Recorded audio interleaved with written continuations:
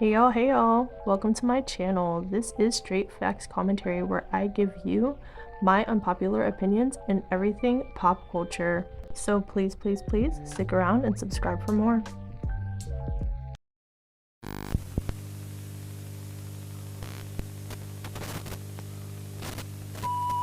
Hey y'all, I am back again with another video, and in today's video, you see the title, we are going to be talking about Sabrina Carpenter and all of these allegations floating around that she is an industry plant. So we're going to go ahead and get into it. If you're interested in her, female rap, pop, conspiracy theories, trending topics, my unpopular opinions, whatever I feel like getting into for real, go on ahead and subscribe, and let's get into it. Also, don't forget to subscribe because at 5K, I am doing a Q&A for y'all. So let's go ahead and get into it. So, oh my gosh. You guys know Sabrina. Hello, there's no need to introduce her. But there's a lot of stuff going on around her. She has become hyper successful super fast. Like I talked about it in my last video. I talked about how, her singles have been doing well. And so that kind of resulted in everybody going to go purchase her tour because people are hyped up for the album and hyped up for her based on her recent success. Okay. And along with success is going to come haters, it's going to come naysayers, and it's going to come accusations. The bigger you get, the more people who see you, the more visible you become, the more things that start to happen. But she's prevailing and she's moving through. But there's like a lot of accusations being placed upon her. People are saying that my girl is an industry plant. Ooh, oh my goodness. They are saying she is an industry plant. And this kind of happens traditionally when artists become big.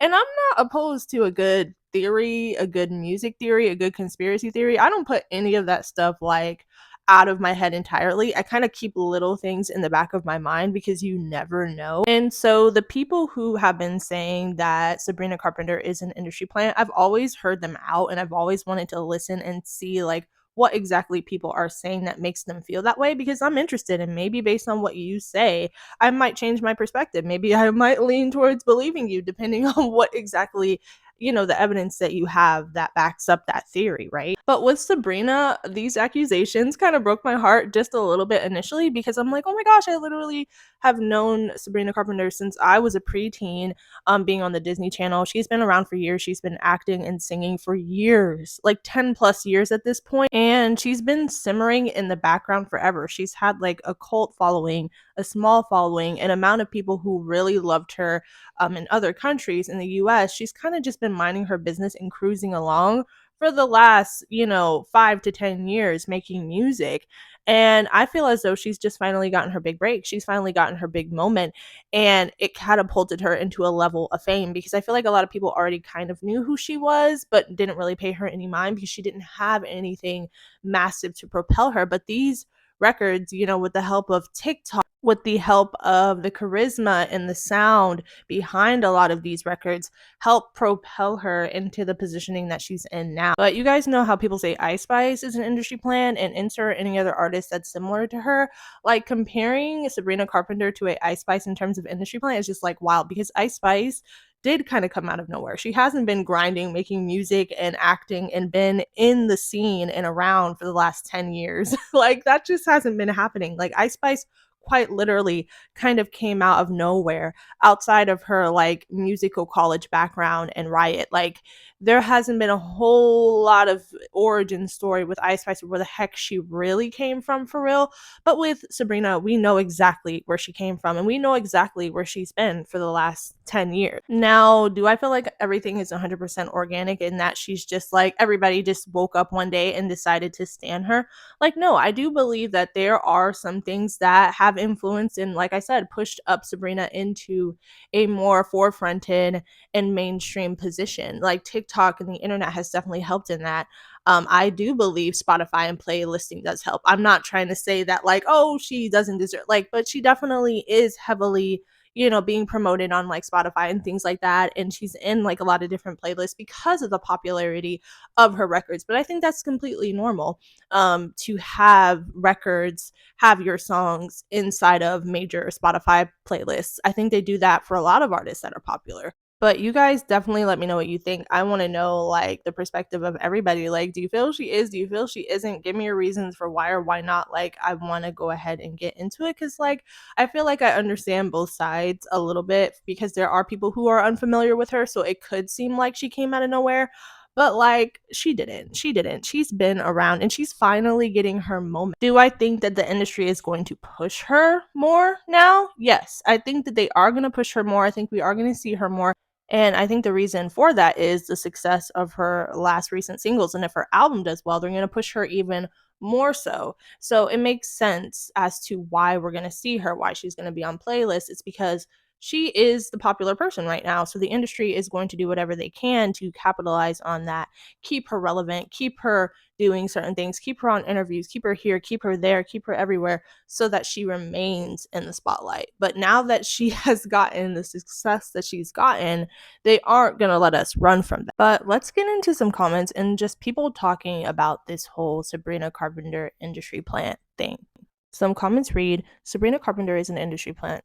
Chapel Roan is an industry plant. Have y'all considered that women can just be successful from their own hard work, or are your internalized misogyny too strong for that conversation? How is Sabrina a flop industry plant and Nepo baby all at the same time? Her working hard for years automatically eliminates the industry plant nonsense, and now y'all are saying Sabrina blew up because of someone that joined her family when she was 10. Let's use our brains. Nobody knows what an industry plant is anymore. Having a hit after years of trial and error like Chapel and Sabrina, not to mention Sabrina had success before Espresso, is not being an industry plant. Yeah, I mean, with my perspective as of right now, I feel like she definitely wasn't placed in the industry like as a plant. I feel like the industry is pushing her right now more than they were in the past because of her success, but I feel as though that is relatively normal. One minute Sabrina is an industry plant, and the next Sabrina has been in the industry for 10 years and is only now getting recognition. What makes her a loser? Question mark. At least be consistent, you guys. I realize y'all calling Sabrina's success payola, which y'all don't know what's the meaning of, or calling her an industry plant is because we hardly have new genuine stars anymore. Like, contrary to popular belief, artists can blow up organically. Tyla's a prime example. Ooh, uh, using Tyler as an example isn't really a good example to me.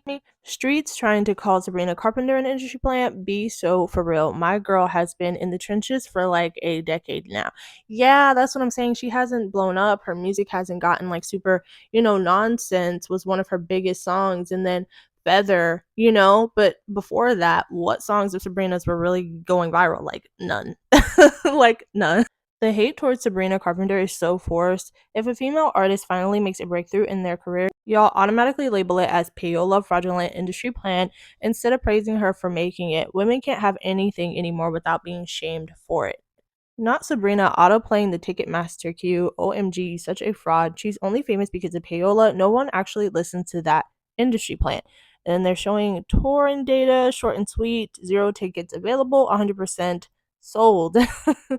I bet the ones who complained got tickets. So here's some comments that I could find on Reddit that I found interesting. It says Spotify users suspect foul play as Sabrina Carpenter's Espresso, and then it basically was saying was found on like a lot of playlists. And then people are saying, please, please, please comes on my son's playlist. He is 9 and none of his music is remotely close to her. Same. I think I'd like it more if it were New Jeans singing it. This is how I discovered Espresso too. It came on my radio after listening to Neutral Milk Hotel. That proved it for me. It was always Red White Supernova for me. It was Good Luck Babe for me. Another user commented, there is definitely foul play. She partnered with Spotify for her tour, so I don't think her streams are organic. Also, her tour is already sold out instantly. I don't know, but it really feels fishy to me. Someone else said bots, lots of them. There are tons of tickets available for her shows on reseller websites. Ooh. I was on a 70s funk playlist and suddenly Sabrina Carpenter came on. It was actually how I was introduced to her, so I was excited for a new funk artist and was immediately disappointed and confused. Literally, why is she on my Tyler Childers radio? Please, please, please was auto-played when a Beatles album finished for me a few weeks ago. Is it because Carpenter, like most musicians, is a fan of the Beatles? I think the reality is that the Spotify algorithm includes TikTok engagement or related web activity data too strongly. All of these recent TikTok songs end up way overexposing, and it's not just espresso. In reality, the algorithm should obviously only use listener and genre data, but it clearly adds other stuff. Some more users say this isn't just Sabrina Carpenter though. Every extremely popular artist ends up on all of my playlists regardless of what genre they are. Spotify is so shitty. I'm returning to MP3s because I've always hated it, and this is the last straw, LMAO. I'm so glad I still have my iPod Touch, which still has most of the music I've illegally downloaded since 2007. So that's what I'm getting from this is the bulk of the industry plant conversations are coming from like Spotify and playlisting and people feeling like she is ending up on their playlist even though they don't listen to her or listen to music like hers. And I definitely do think that there is a push on Spotify for Sabrina since she is a popular artist now and they're putting her everywhere. But that happens with a lot of popular artists and a lot of popular songs. If your song gets really big and everybody loves you all of a sudden, you're going to be heavily playlisted. And that is definitely a cause for reasons of streams, I feel like, as well. Because she's on all the major playlists, and you're probably going to end up hearing Sabrina even if you didn't click on her song. So that's where the payola conversations and all of that stuff comes into play of people feeling like she doesn't have organic love or support. And some people are saying that her concert tickets are available still on resale websites and things like that. There are a lot of theories floating around. Well, what I will have to say about this is I feel like it's half and half. I feel like she does have a lot of organic support and people who are in love with her and obsessed with her and are now on the whole Sabrina bandwagon. And then I also do think that she is getting help from social media and Spotify and things like that. I think it's a good mix of machine and people, if we're going to be honest. So, you guys let me know what you think about it. I'm curious. And that's all I have for you. I will talk to you in the next one. Bye.